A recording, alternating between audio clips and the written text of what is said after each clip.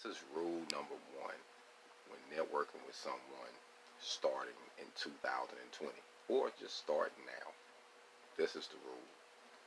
If you and that person is networking together, that means both of y'all got skin in the game. Both of y'all got something invested. One person isn't taking care of the other one, and the other person isn't taking care of the other one. Both of them are helping one another reach their goal.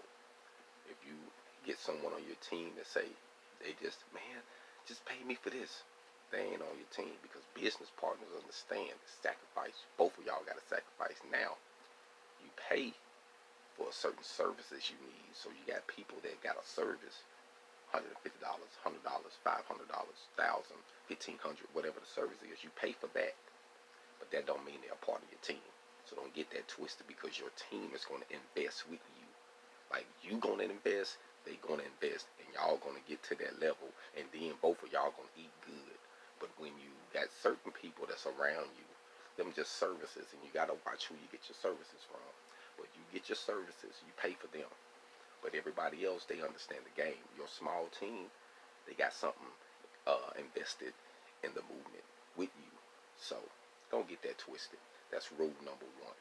Hold on.